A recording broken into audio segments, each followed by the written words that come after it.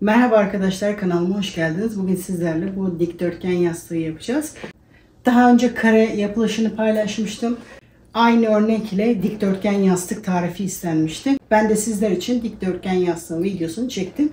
Hem bu şekilde dar uzun, daha geniş, daha büyük olanın da nasıl yapılacağını video içinde anlattım. Bu modeli istediğiniz iple yapabilirsiniz. Elinizde olan herhangi bir ipi değerlendirebilirsiniz. Battaniye ipleri, runner iplerinden kalan ipleri değerlendirebilirsiniz. Bu elimdeki olanı makrome ipiyle yaptım. Koton makrome ipiyle yaptım. Bu diğer modelde koton iple yaptım. Aradaki farka bakabilirsiniz.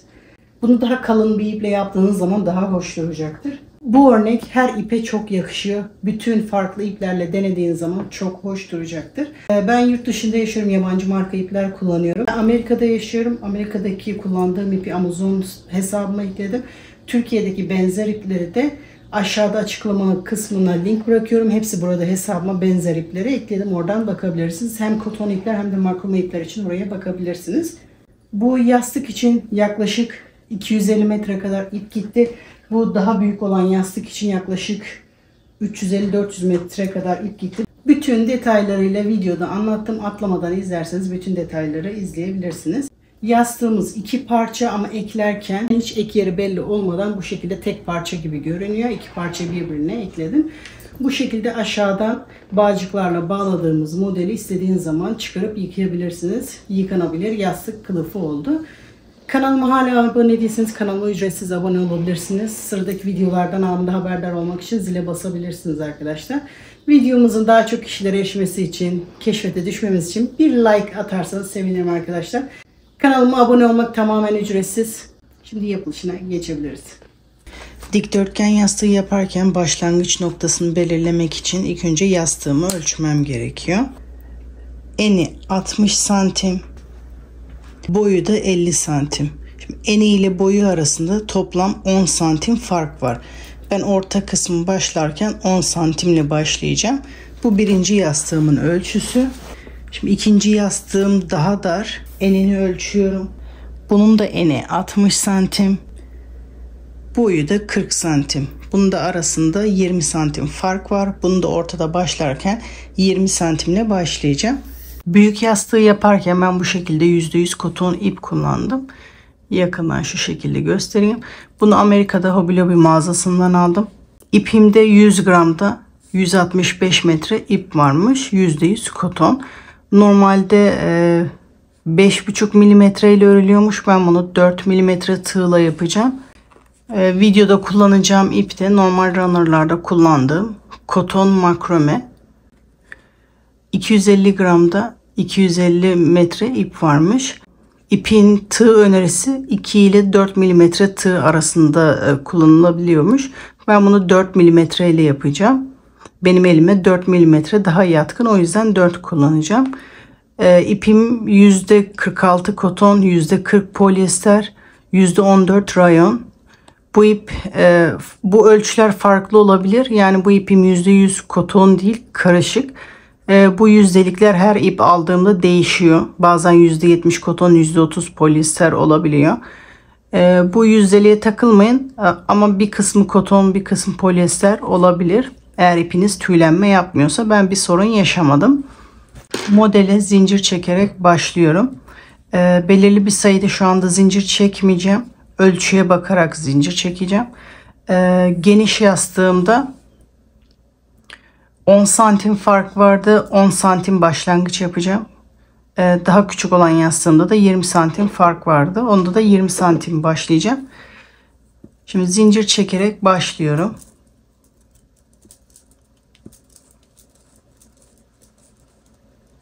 Zincirimiz ekstra olsun, sökebiliriz. Onda sıkıntı yok. Ölçüyü denk getirmeye çalışalım. Şimdi 10 santime en yakın örnek nasıl sığıyorsa o şekilde yapacağım. 10 santim buraya kadar normal taban için yeterli. Şimdi dönüş için 4 zincir çekeceğim. Bu taban kısmını yaptıktan sonra ekstra 4 zincir çekeceğim dönüş için. 4. Şimdi trabzan yapmaya başlıyorum. 4 zincir dönüş için 5. zincire trabzan yapmaya başlıyorum. 1. Sıradaki zincire gidiyorum. Aynı boşlukta yapmıyorum. İkinci zincire gidiyorum. 2. Bu ilk trabzanımız sayılmıyor, bu 4 zincir. Bu ikinci sırada bu boşluğa batıp trabzan yapmak için bunu yaptık. Bu şekilde toplam 3 tane trabzan yapıyoruz. İkinciyi yaptık. Üçüncü zincire gelerek tekrar bir trabzan yaparak 3 trabzanımı oluşturuyorum. Arada 2 zincir. Tığıma doluyorum. Burada 2 zincir çektik. Burada da 2 zincir boşluk atlayacağız. 1, 2, 3. zincire bir trabzan yapıyorum. Sıradaki zincire ikinci trabzanımı yapıyorum. Sıradaki zincire 3. trabzanımı yapıyorum. Şimdi tekrar boşluk yapacağım. Arada 2 zincir. Tığıma doluyorum. Aşağıdan da 2 zincir atlayıp 3. zincire bir trabzan yapıyorum.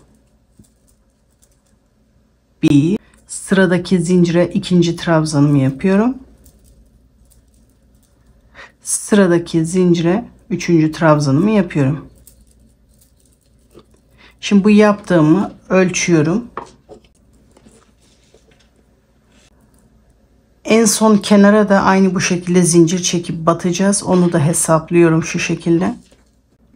Şu anda örnek 9 santim ama bu kenarları yapınca biraz daha açılacak. 10 santime en yakın örnek bu şekilde oldu. Eğer ben bir boşluk bir trabzan daha yaparsam, bakın bir boşluk bir trabzan 3 santim.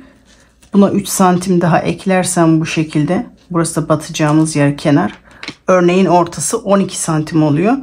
O yüzden 9 santim olan daha yakın olduğu için onu yapacağım. Bu 12 santim yaparsam biraz daha esnerse 13 santim falan olacak ortası. Dikdörtgenim de yastığa o kadar uygun olmayacak. O yüzden en yakın olan buydu, 9 santim. Şimdi burada bu kalan zinciri sökeceğiz bu kenarı yaptıktan sonra. Bu kenarı yaparken burada normalde toplamda 4 zincir vardı. Burada hem sırayı bitirmem gerekiyor. Burada bir sırayı bitireceğiz. Hem de ortadan başlamam gerekiyor. 2 zincir yapıyorum. Tığımı doluyorum.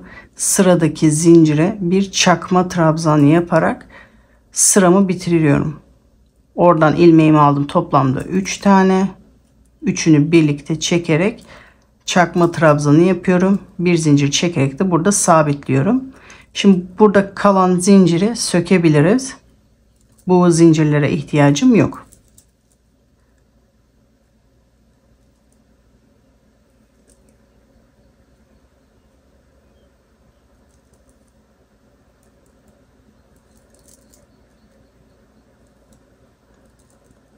Şimdi ikinci sıraya başlayabiliriz. İlk sıra bu kadardı. 3 zincir çekerek yeni sıraya başlıyorum. İlk zinciri sabitlemek için yapmıştık. Onunla birlikte 1 2 3 oldu. Tığıma doluyorum. Boşlukta 2 trabzan daha yapıyorum. 1 ve 2. Buraya sıra sonunda bu boşlukta 2 sefer daha üçlü trabzan yapacağız. Şimdi sıradaki boşluğa geçiyorum. Arada 2 zincir. Sıradaki boşluğa gelerek 3 trabzan yapıyorum. 1 2 ve 3. Tekrar arada 2 zincir. Sıradaki boşluğa gelerek aynı buradaki işlemi yapıyorum. 1 aynı boşlukta ikinci trabzan, aynı boşlukta üçüncü trabzan. Şimdi köşe işlemine geliyoruz. Tekrar 2 zincir yapıyorum. Köşeye geliyorum. 3 trabzan yapıyorum. 1 2 ve 3. Şimdi arada 3 zincir yapıyorum. Tekrar aynı boşlukta 3 trabzan yapıyorum. 1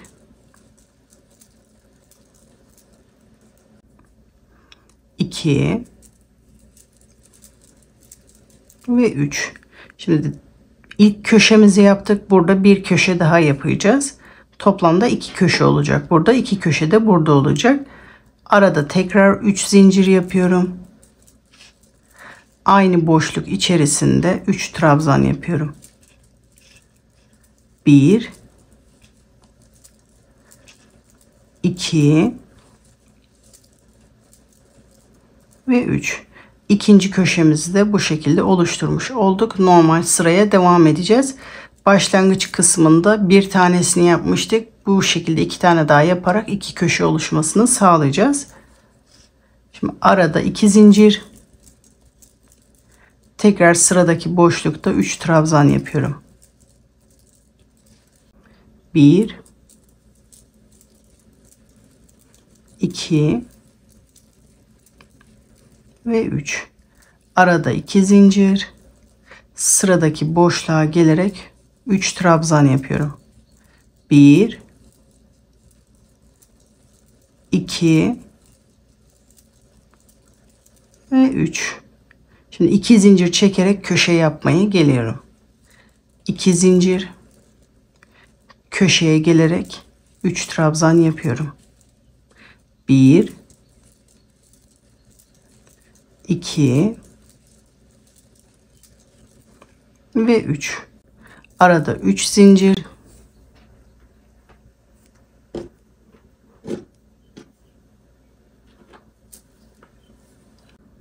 Köşe için arada 3 zincir yapıyorum. Son bir sefer daha üçlü trabzan yapıyorum. Aynı boşluk içerisinde 3 trabzan daha yapıyorum. 1 2 ve 3. Şimdi bu köşede trabzan yapma işi bitti. Bir köşe yaptım. Şimdi ikinci köşeyi yapacağım. Hem sıramı birleştireceğim hem de aşağıdaki gibi ortadan başlamam gerekiyor. Bir zincir yapıyorum. Tığıma doluyorum. Bu ilk yaptığımız zincirin 3. zincirine batarak bir çakma trabzan yapıyorum. Bu şekilde üçünü birlikte çekiyorum. Bir zincir çekerek burada sabitliyorum. İkinci sırayı da bu şekilde bitirmiş oluyoruz. Bakın bu trabzanların dibinden bu trabzanların dibine kadar şu anda 9,5 santim, 10 santime en yakın ölçü oldu. İkinci sırayı yapınca daha iyi oturdu. Şimdi yeni sıraya başlıyorum. Bir zincir çekmiştim. Toplamda 3 zincir çekeceğim. 2 3 tığıma doluyorum. Bu boşlukta 3 trabzan yapıyorum toplamda. Bu ilk çektiğim zincir benim ilk trabzanım. Bu ikinci trabzan.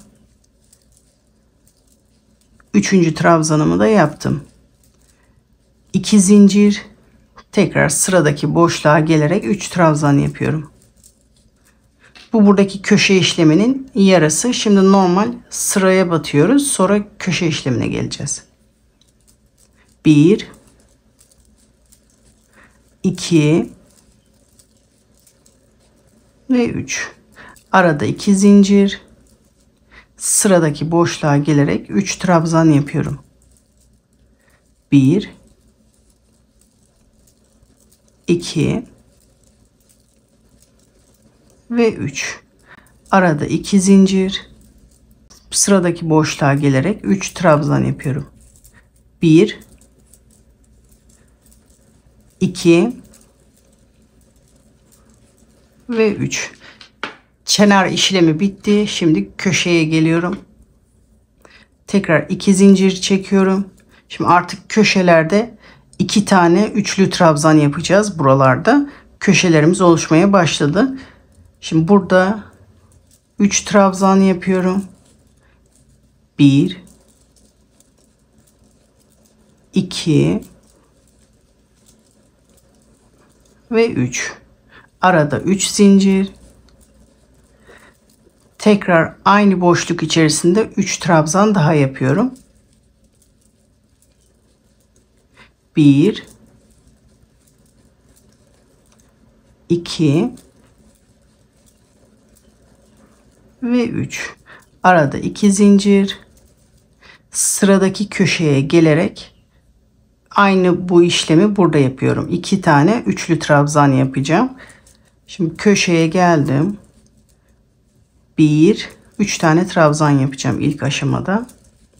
2 ve 3. Şimdi arada buradaki gibi 3 zincir yapıyorum. Aynı boşluk içerisinde 3 trabzan daha yapıyorum. 1 2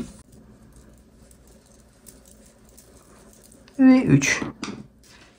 Şimdi burayı sıra sonuna kadar yapalım. Burayı aynı bu taraf gibi yapıyoruz. Burada da bir köşe yapıyoruz. Sonra diğer köşenin yarısını da birlikte yapalım. Buraya kadar yapalım şimdi. Sıra sonuna kadar geldim. Tek köşeyi yaptım. Şimdi diğer köşenin diğer yarısını yapacağız. 2 zincir yaptım. Boşluğa gelerek 3 trabzan yapıyorum. 1 2 ve 3. Bir zincir yapıyorum. Tığımı doluyorum. Hem sıramı birleştiriyorum hem de ortadan başlıyorum. 3. zincirin içinden bir çakma trabzan yapıyorum. İpimi burada sabitleştiriyorum ve sıramı burada bitiriyorum. Şimdi yeni sıraya aynı buradaki gibi başlıyoruz. 3 zincir, boşlukta 2 trabzan daha yapıyorum. 1 2. İlk çektiğim zincirle toplamda 3 trabzan olmuş oluyor. 2 zincir, sıradaki boşlukta 3 trabzan yapıyorum. 1 2 ve 3. 2 zincir çekiyorum. Bu şekilde sıradaki boşluğa batarak devam ediyorum. Köşeyi de aynı buradaki gibi yapıyorum. Köşeye kadar yapalım. Burada başlamıştım. Köşeye kadar geldim. Köşeyi de yaptım. Şimdi bu kenarı göstermek istedim. Artık burada da kenarı yapmaya başladık. Bakın tek boşluğumuz burada oluşmuştu. 2 zincir, boşluğa gelerek 3 trabzan yapıyorum. 1 2 ve 3. 2 zincir çekiyorum. Köşeye gelerek köşe işlemini yapıyorum. 1 2 ve 3. Arada 3 zincir. Aynı boşlukta 3 trabzan daha yapıyorum. 1 2 ve 3. Artık kısa kenarımızın da kenarı oluşmaya başladı. Bu şekilde sıra sonuna kadar yapalım. Sıra sonuna kadar geldim. Şimdi sıramı birleştiriyorum. Bir zincir, tığıma doluyorum. 3. zincirin tepesine batarak bir çakma trabzan yapıyorum. Bir zincir çekerek burada sabitleştiriyorum. Bu ilk zincirimde 2 ve 3. Aynı aşağıdaki işlemi tekrar ediyoruz. Bu ilk trabzanımda, şimdi 2 oldu. Ve bu da 3 oldu. Arada 2 zincir. Sıradaki boşlukta 3 trabzan yapıyorum. 1 2 ve 3. Bu şekilde aynı sırayı tekrar ederek sıra sonuna kadar yapıyoruz. Bunu yapmak istediğimiz ölçüye kadar hep aynı sırayı tekrar ediyoruz. Ekstra bir işlem yok. Sadece bu taban kısmını oluşturduktan sonra artık gerisi kolay. Bunu yapmak istediğimiz ölçüye kadar yapıyoruz. Diğer ölçüdeki yastığı da yapmak için arada 20 santim fark vardı. Şimdi bunu da 20 santim zincir çekerek başlıyorum. Bunu tüm detaylarıyla göstermeyeceğim. Sadece başlangıç kısmını göstereceğim. Yapılışı için diğer arada 10 santim fark olan modele bakabilirsiniz. Sadece ilk sırayı göstereceğim. Ondan sonrası gerisi aynı olacak. Taban kısmı için belirli bir sayı yok. Ölçüye en yakın örnek nasıl oturuyorsa o şekilde yapacağız. Şimdi 20 santim genişliğinde zincir çekiyorum.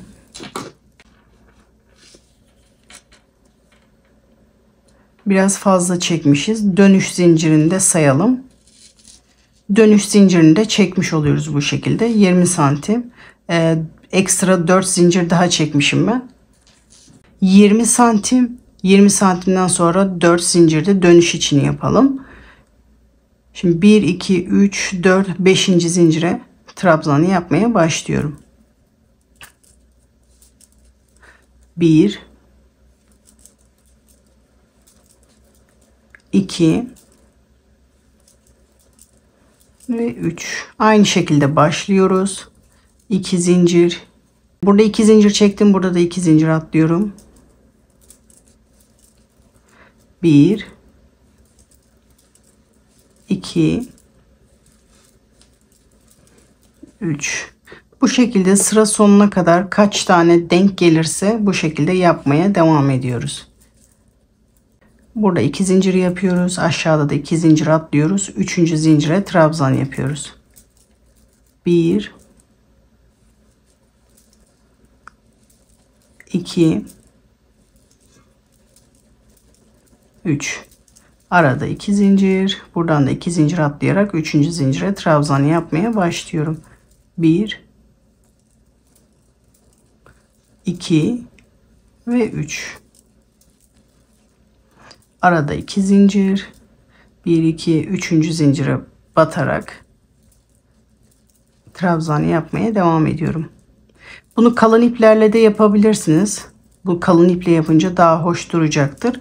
Aynı ortada ölçüye dikkat ediyoruz. Ondan sonra sadece ortadaki ölçüyü denk getiriyoruz.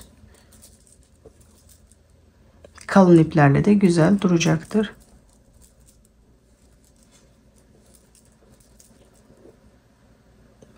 İki zincir. 2 zincir de aşağıdan atlıyorum. 3. zincirle trabzanımı yapıyorum.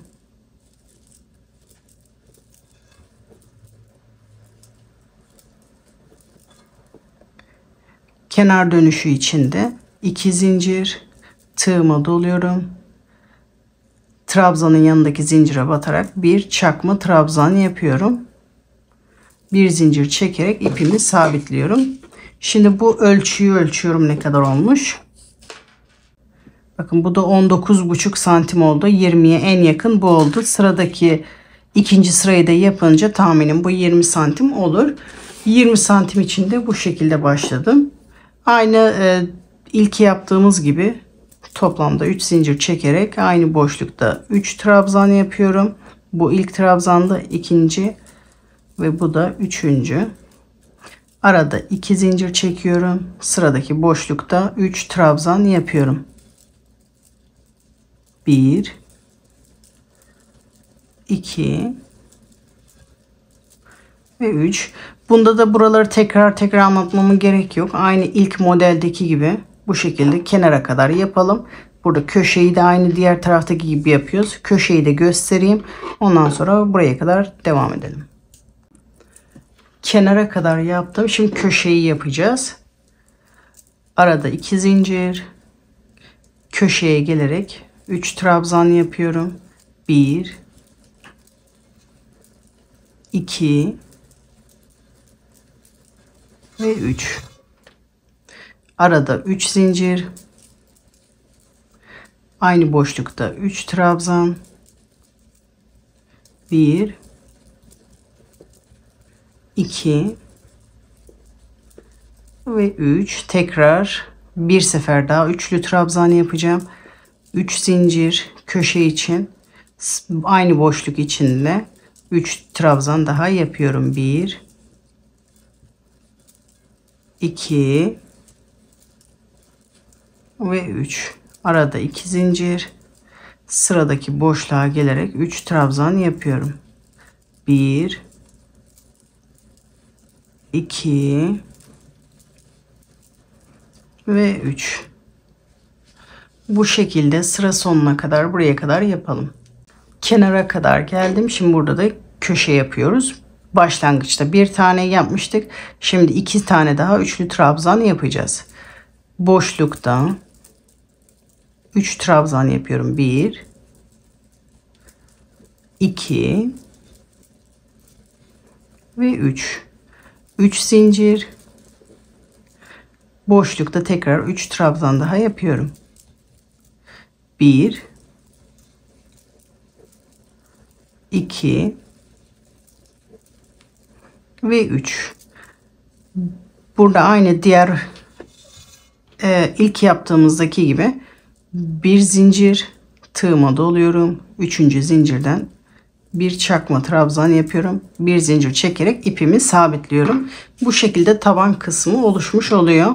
Şimdi bir sıra daha göstereceğim. Ondan sonra göstermeyeceğim arkadaşlar. Çünkü diğeriyle yapılışı aynı. Videoyu uzatmamak için daha fazla göstermeyeceğim. İlk yaptığımız zincirle birlikte toplam 3 zincir. Aynı boşluk içerisinde 2 trabzan daha yapıyorum. 1 2 2 zincir çekiyorum. Sıradaki boşluğa gelerek 3 trabzan yapıyorum. 1 2 ve 3. Bu şekilde köşeye kadar yapalım. Köşeye kadar geldim. Şimdi köşe işlemini yapıyoruz. 2 zincir, boşlukta 3 trabzan, 1 2 ve 3. Arada 3 zincir. Tekrar aynı boşlukta 3 trabzan daha yapıyorum. 1 2 ve 3. Arada 2 zincir. Köşeye gelerek tekrar köşe işlemini yapıyorum. 1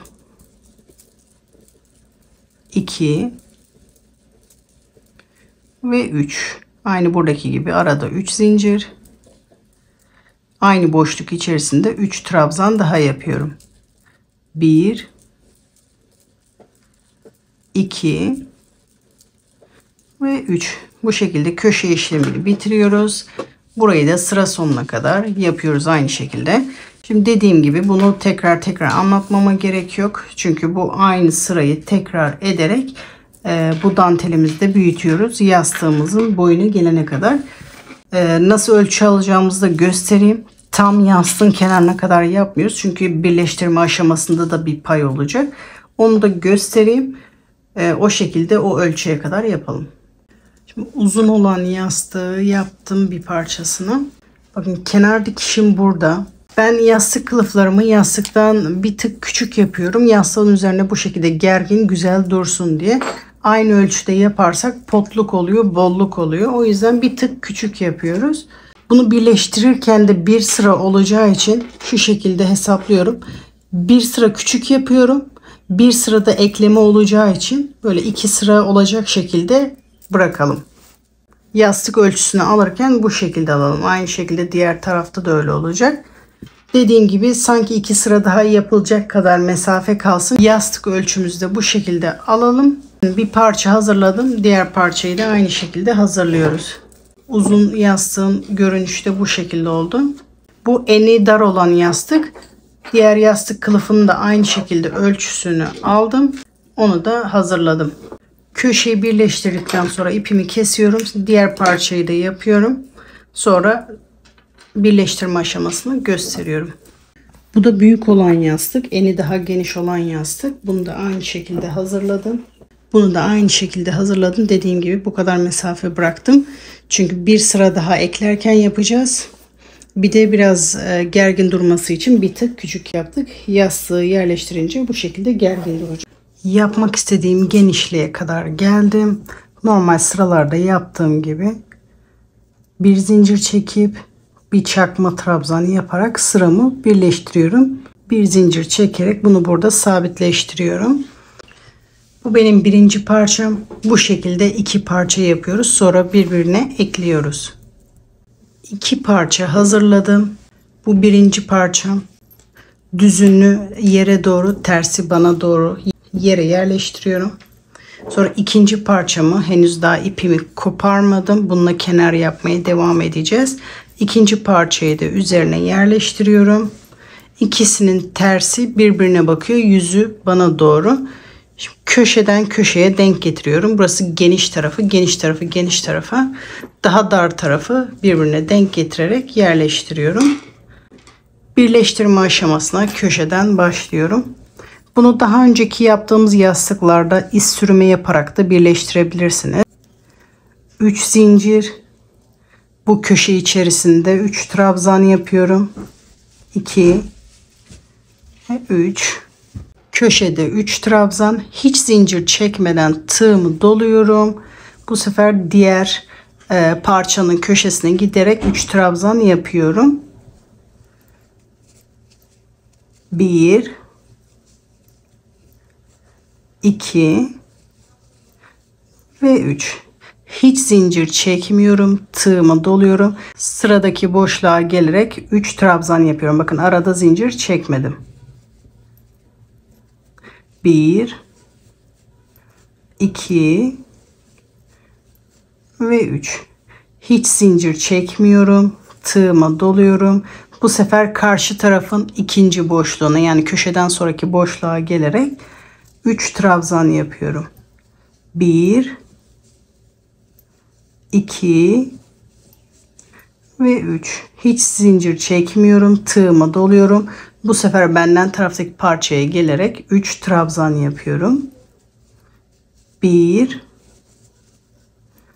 2 ve 3. Hiç zincir çekmiyorum. Tığımı doluyorum. Bu sefer diğer parçanın sıradaki boşluğuna gelerek 3 trabzan yapıyorum. 1 2 ve 3. Hiç zincir çekmiyorum. Tığımı doluyorum. Benden taraftaki boşluğa 3 trabzan yapıyorum. 1 2 ve 3. Bu şekilde de yapabilirsiniz. Böyle olunca sanki devamıymış gibi görünüyor. Ek yeri çok fazla belli olmuyor. Bu şekilde köşeye kadar aynı şekilde devam edelim. Ondan sonra diğer kenara geçelim. Ben bir kenarı bitirdim. Bakın burası da ek yeri. Köşeye kadar geldim. Köşeden başlarken hafif kaydırma gibi oldu. Sıra sonunda burayı birleştirince düzelecek. İlk bu taraftan başlamıştık. Biterken de benden taraftaki biraz daha kısa gibi duruyor. Çünkü bu buraya denk geliyor. Ama şimdi köşeyi dönünce burası düzelecek. Şimdi çapraz yapmaya devam ediyoruz. Boşluklardakilerini yaptım. Bakın köşelerin yanındaki boşluklardakilerini yaptım. Şimdi köşeye geçiyoruz. Aynı şekilde hiç zincir çekmiyorum. Tığımı doluyorum. Köşede 3 trabzan yapıyorum. 1 2 ve 3. Tekrar aynı işlemi yapıyoruz. Hiç zincir çekmeden bu sefer karşıdaki köşeye giderek üçlü trabzan yapıyorum. Bakın bu çapraz yapmaya devam ediyoruz. Bir o tarafta, bir bu tarafta. Şimdi karşı tarafta yapıyoruz. 3 trabzan. Köşe yapmaya hala devam ediyoruz. Köşelerde birer tane yaptık. Normalde köşelerde dönerken burada 2 tane üçlü trabzan yapıyorduk. Şimdi aynı şekilde 2 tane yapacağız. Birincisini yaptık. Bir burada, bir karşıda. Şimdi tekrar hiç zincir çekmeden tığıma doluyorum. Tekrar bu köşeye geliyorum. Üçlü trabzan yapıyorum. 1 2 ve 3. Şimdi bir tarafın köşesini tamamladım. Şimdi diğer tarafın köşesini tamamlayacağız. Burada bir tane yapmıştım. Şimdi ikincisini aynı boşlukta yapacağız. Şimdi bu tarafta yaptım. Hiç zincir çekmeden tığıma doluyorum. Bu sefer karşı tarafın köşesine giderek üçlü trabzanımı yapıyorum. 1 2 ve 3. İki tarafında köşeleri bu şekilde tamamlanmış oluyor. Köşe böyle duracak. Çapraz yapıyoruz. Bir orada, bir burada, bir orada, bir burada. Şimdi burada yaptık. Benden taraftaki boşluğa geliyoruz. Köşe işlemi bitti. Tığımı doluyorum. Hiç zincir çekmeden sıradaki boşlukta 3 trabzan yapıyorum. 1 2 ve üçüncüyü yapıyorum. Şimdi diğer tarafın boşluğuna gidiyorum. Tığımı doluyorum. Hiç zincir çekmeden sıradaki bakın köşeden sonraki boşluk. Burası köşe. Köşeden sonraki boşlukta 3 trabzan yapıyorum. Aynı diğer kenarda yaptığımız gibi. 2 ve 3. Tekrar tığıma doluyorum. Sıradaki boşluğa gelerek 3 trabzan yapıyorum. 1 2 ve 3. Tığımı doluyorum. Bu sefer karşıdaki boşlukta 3 trabzan yapıyorum. Bu kenarı da diğer kenarda aynı şekilde birleştiriyoruz. Köşeleri bu şekilde, kenarları da bu şekilde birleştiriyoruz. Ben başlarken geniş taraftan başlamıştım. Burası yastığın üst tarafı. Kısa kenarlara denk getirdim. Bu diğer geniş tarafta alt kısmı gelecek. Siz de yastığı geçirmek için boşluk bırakıyorsanız benim gibi altta boşluk bırakmanız gerekecek. İlk üst kısmı birleştirdik. Şimdi yan kenarı yapıyoruz. Bu üçüncü kenara yastık boşluğu bırakacağımız yere kadar yapalım. Ben şöyle düzelttiğimde 1, 2, 3, 4, 5. boşluğa kadar yapacağım. 5. boşluğa kadar yapalım. Ondan sonra burada boşluk bırakalım. Şimdi 4. boşluğa kadar birlikte birleştirerek yaptım. Şimdi tek olarak buradaki 4. boşluğa kadar geleceğim. 1, 2, 3, 4. Buradan buraya kadar tek olarak yapacağım. Aynı bu normal sırada yaptığımız gibi. En son karşı tarafta yapmıştım. Şimdi benden taraftaki boşluğa gelerek normal üçlü trabzanı yapıyorum. 1, tekrar aynı boşluk içerisinde 2 tane daha yapıyorum. Üçüncüyü de yaptım. Şimdi bu aralarda karşı tarafa yapmadığımız için normal sıralardaki gibi arada 2 zincir yapıyorum. 2, boşluğa gelerek tekrar üçlü trabzan yapıyorum.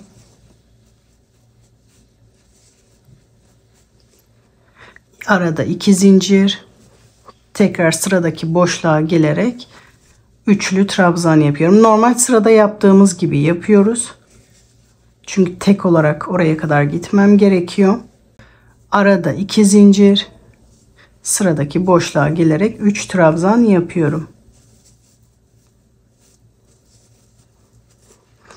Bu şekilde kenardan 5. boşluğa kadar aynı sırada yaptığımız gibi yapıyoruz. Ondan sonra birleştirerek devam edeceğiz. Buraya kadar yapalım. Dediğim yere kadar bu şekilde tek olarak geldim. Şimdi artık birleştirmeye devam edeceğim. Bu şu anda tekli olan yere kadardı. Şimdi 4. boşluğa da 2 zincir yapıyorum. 4. boşluğa, yani bu taraftan 4. boşluğa üçlü trabzan yapıyorum. Burada 4 tane boşluğa yaptığım için burada aynı böyle yapıyorum. Aynı olması için. Karşı taraftan da köşeden sonra 1, 2, 3, 4. 4. boşluğa hiç zincir çekmeden tığımı doluyorum. Trabzan yapmaya başlayacağım. Şimdi bu birleştirme aşaması için 3 trabzan yaptım. Tığıma doluyorum. Hiç zincir çekmiyorum. Karşı tarafı köşeden sonraki 4. boşluğunda trabzan yapmaya başlıyorum. 1, 2 ve 3. Hiç zincir çekmiyorum. Tığıma doluyorum. Bu sefer benden taraftaki boşluğa gelerek trabzan yapıyorum. 1, 2, 3. Tığıma doluyorum. Zincir çekmeden karşı tarafa yapıyorum.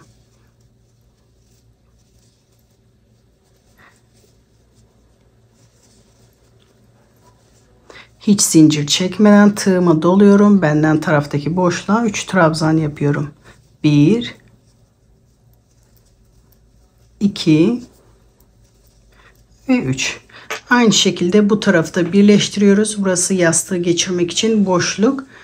Burayı da köşeyi dönerek bu kenarda yapıyorum. Bu başlangıç noktasına kadar burayı da diğer kenarlarda yaptığımız gibi birleştirelim. Köşeyi de aynı köşelerde yaptığımız gibi yaparak birleştiriyoruz. Şimdi sıra sonuna kadar yapalım. Bu kenarı da bitirdim. başlangıç noktasına kadar geldim. Şimdi köşeyi tamamlayacağız. Başlangıç kısmında köşenin tek tarafını yapmıştım burada. Aynı şekilde de diğer tarafını yapmıştım. Şimdi ikinci taraflarını yaparak sıramızı bitiriyoruz. Boşluklardaki son trabzanlı olan yerleri yaptım. Şimdi sadece köşede yapacağız. En son karşı tarafın boşluğunda yapmışım. Şimdi benden taraftaki köşeye geleceğim. Tığımı doluyorum. Hiç zincir çekmiyorum. Köşede 3 trabzan yapıyorum. 1, 2 ve 3. Şimdi diğer tarafın köşesine gidiyorum. Orada da tek yapmıştım. Tığımı doluyorum. Karşı tarafın boşluğuna giderek 3 trabzan yapıyorum. 1, 2 ve 3. Şimdi bu iki köşeyi birbirine birleştirmem gerekiyor. Burası başlangıç kısmıydı. Bakın ilk başlarken 3 zincir yapmıştım. 3. zincirin tepesine batarak ipimi oradan alıyorum. İlmeğin içinden geçirerek bir zincir çekiyorum ve sıramı burada bitiriyorum. İpimi kesiyorum. Bu köşeyi de bu şekilde tamamlamış oluyoruz. İpimi kestim. Bu ipi de arkada saklıyoruz. Alt kısma geleceğim. Buranın tek tarafını yapmıştık. Diğer tarafına hiçbir işlem yapmamıştık. Burayı isterseniz bu şekilde bırakabilirsiniz. Hiçbir şey yapmadan diğer tarafa.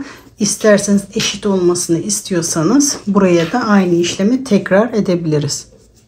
Şimdi ipimi alıyorum. Yastığımın diğer tarafını çevirdim. Bakın diğer kenarda yapmıştım o işlemi. Bu kenara hiçbir işlem yapmamıştım.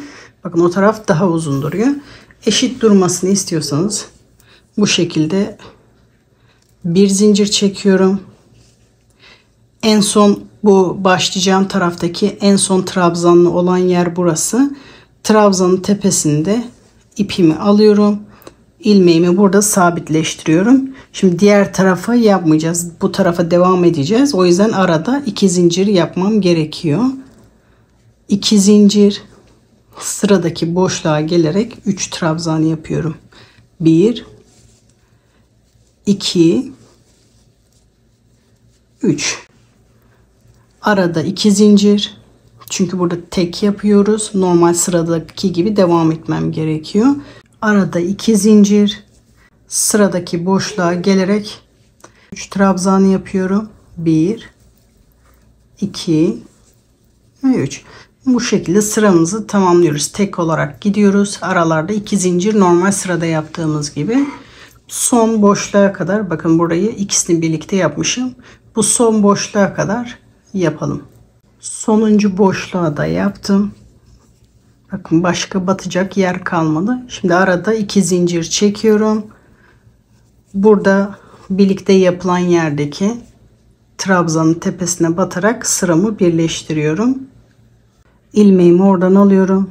Bu zincirimin içinden geçiriyorum. Bir zincir çekerek burada sabitleştiriyorum. Bu ağız kısmını bu şekilde bitiriyoruz. Burası biraz esneyeceği için ister bu şekilde bırakabilirsiniz. Esnemesini önlemek için bir sıra zincir işi de yapabiliriz. Şimdi sıraya devam ediyorum. Hiç ipimi koparmadan. Burada burayı sabitlemek için zincir çekmiştim. Şimdi iz sürümü yaparken hiç zincir çekmeyeceğiz. Sadece bir teline batacağız bu şekilde. İpi oradan alacağız. İlmeğimizin içinden geçireceğiz. Sırasıyla trabzanların arka tellerinden ipi alacağız. İlmeğimizin içinden geçireceğiz. Zincirlerde de aynı şekilde aralarda 2 zincir çekmiştik. Arka telinden ipi alıyorum. İlmeğimin içinden geçiriyorum. İkinci zincire de aynı şekilde yapıyorum. İpi alıyorum. İlmeğimin içinden geçiriyorum. Trabzanlarda da aynı şekil. Bu şekilde hepsinin birer tane teline batarak iz sürümü yapıyoruz. Bu esnemeyi önlüyor. Bu şekilde yapabilirsiniz. Dediğim gibi isterseniz bu şekilde de bırakabilirsiniz. Böyle iz sürme de yapabilirsiniz. Sırasıyla hepsinin tek teline batarak bu şekilde iz sürme yapıyorum. De birlikte olan yere kadar yapalım. Tek kenarı son trabzanın tepesine kadar iz sürme yaptım. Şimdi tek tarafı bitirdim. Bundan sonrasını birleştirerek yapmıştık. Şimdi sıramı dönüyorum. Şimdi diğer tarafın ucuna da iz sürme yapıyorum. Bakın diğer tarafta yapmıştım. Bu tarafa da yapıyorum esnememesi için. Bu tarafta zincir var. Zincirin tepesine batarak iz sürme yapmaya başlıyorum bu tarafta da. İkinci zincirin tepesine de batarak iz sürme yapıyorum. Sırasıyla trabzanların tepesine de batarak iz sürme yapmaya devam ediyorum. Burayı da aynı diğer taraftaki gibi yapıyoruz. Hep birer tellerinden iz sürme yapıyorum. Bu şekilde buraya kadar iz sürme yapalım. Bu tarafı da sıra sonuna kadar geldim. Şimdi aradaki iki zinciri de yapıyorum.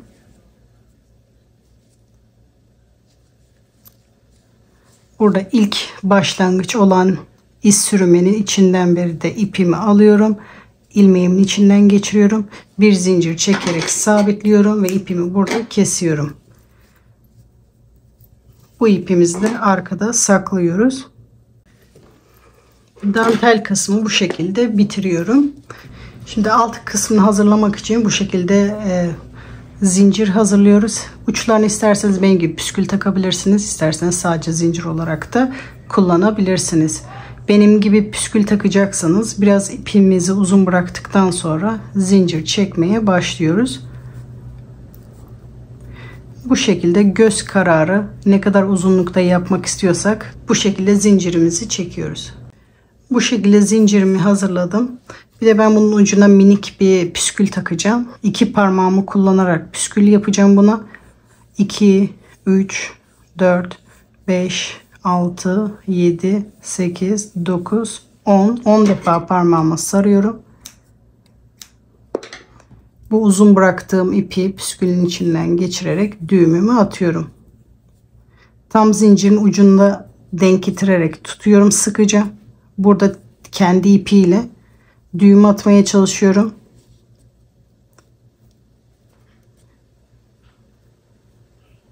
Bu şekilde toplam 2 tane sıkı düğüm atacağım. 1 ve 2. Sonra bu püskülün temiz olması için, bu ipin de temiz durması için püsküle katacağım bu şekilde. Zincirin ucundaymış gibi oluyor şu anda. Bir tane bu şekilde kısa kestiğim ipi püskülün boyunda tutuyorum. Bu şekilde 3-4 sefer sarıyorum. 2, 3 ve 4. Sonra bu ipin kendi diğer ucuyla 2 sefer sıkı düğüm atıyorum. 1 ve 2. Bağladığımız ipi şu sardığımız yerin arkasından beri daha ince bir tığ yardımıyla aşağıya doğru çekiyoruz.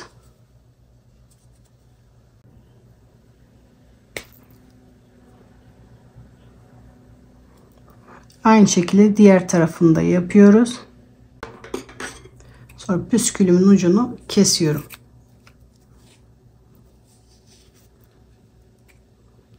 Bu şekilde hepsi aynı boyda olacak şekilde.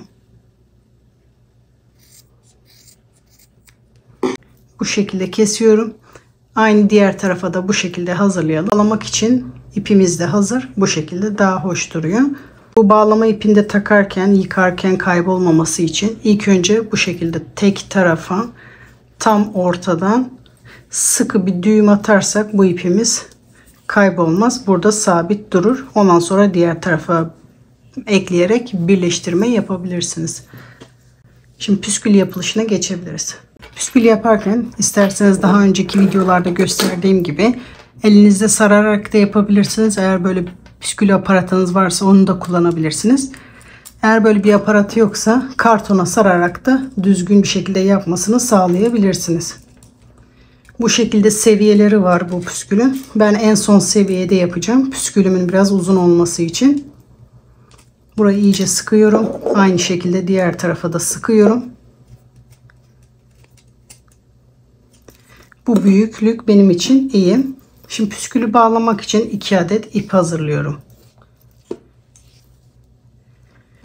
Bu şekilde yaklaşık 40 santim uzunluğunda 2 adet ip hazırlıyorum.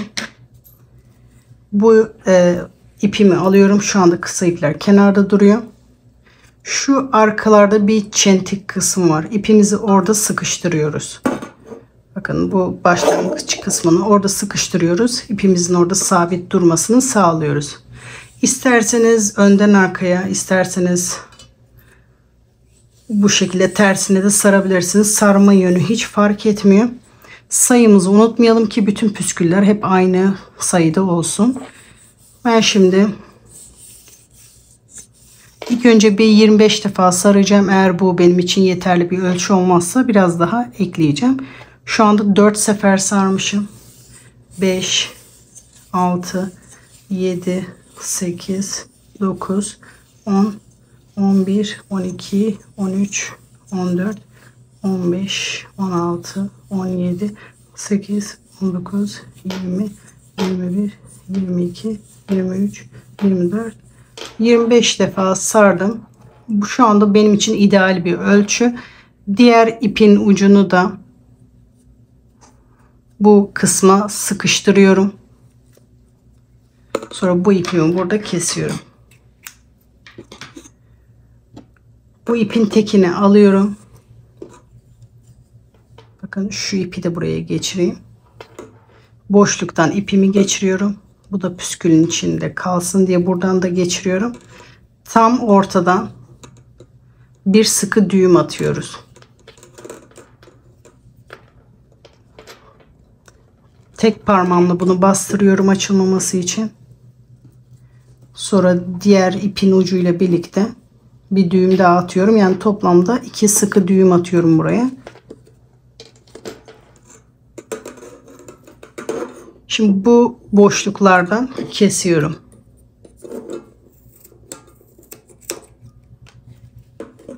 Aynı şekilde diğer taraftaki boşluktan beri burayı da kesiyorum.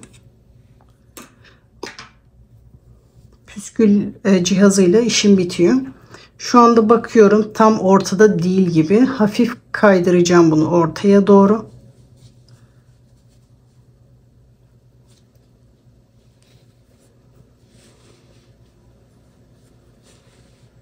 Şu anda ortada görünüyor. Şimdi bu diğer ipimi alıyorum. Püskülün boyunda tutuyorum. Şurayı böyle yamuk durursa püskülünüz yamuk olur. Şu tepeyi tam düz yapmanız gerekiyor.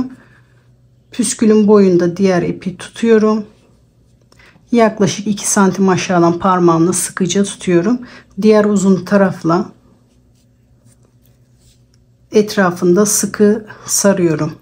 2, 3, 4. Bir sefer daha yaparsam benim için yeterli. 5 sefer sarıyorum. Yani ipimizin yettiğince kısa durmayacak şekilde, püskülün boyunda kalacak şekilde sarıyorum. Şimdi bu iki ucuyla, bu sardığım ipin iki ucuyla sıkı 2 düğüm atıyorum. 1 ve 2. Buranın daha iyi durması için, bakın bu şu anda böyle havada gibi duruyor bu bağladığımız ip. Daha iyi durması için bu sardığımız ipin arkasından beri bu iki ucu aşağıya doğru çekiyorum. Bu şekilde daha iyi durmasını sağlıyoruz. Düğümü bu sardığım yerin arkasına getirdim. Şimdi bu ucunu da düzleştiriyoruz. Şu anda eşit değil. Bunu düzleştiriyoruz.